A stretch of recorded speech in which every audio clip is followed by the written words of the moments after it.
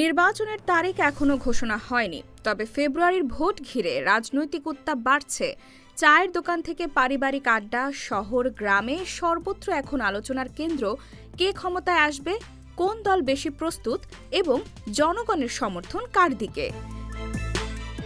যেসব উপাদান বা ফ্যাক্টর বিবেচনা করে জনগণ এবার রাজনৈতিক দলগুলোকে বিবেচনা করতে পারে সেগুলো হলো সুশৃঙ্খল ও রাজনৈতিক শিষ্টাচার, নেতিবাচক কার্যকলাপ পরিহার ও শুদ্ধ রাজনীতি, ভারসাম্যপূর্ণ ও বহুত্ববাদী দলীয় সংগঠন, দেশের বাস্তব পরিচালনায় সক্ষমতা।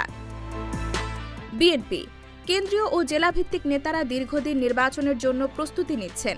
একক প্রার্থী নির্ধারণে বিশৃঙ্খলা বেড়ে গেলে নেতিবাচকতা বাড়তে পারে। বিএনপির চাঁদাবাজি, দখলদারি এসব নেতিবাচক দিক রয়েছে। ছাত্রদলের দুর্ভোগ দলের নির্বাচনী ভাগ্যকে প্রভাবিত করতে পারে। বৃহত্তর জনগোষ্ঠীকে সমানভাবে প্রতিনিধিত্ব করা, আগের সরকারের অভিজ্ঞ নেতা থাকা এবং তরুণ উচ্চশিক্ষিত নেতাদের উপস্থিতি বিএনপিকে দেশ পরিচালনায় সক্ষম দল হিসেবে তুলে ধরছে। দলের বহুত্ববাদী রং, মৌলবাদী, ভাসানী সমর্থক, মুজিবীয়, জাতীয়তাবাদী ও বামপন্থী বৃহত্তর সমাজে আশ্বস্ত করছে। ভোটের সময় দেশের বাস্তব পরিচালনায় সক্ষমতা ফ্যাক্টর বিএনপির জন্য সুবিধাজনক হবে। জামায়াত দুর্নীতিমুক্ত ইমেজ, কম বিশৃঙ্খলা এবং শৃঙ্খলা বোধ জামায়াতের জন্য ইতিবাচক।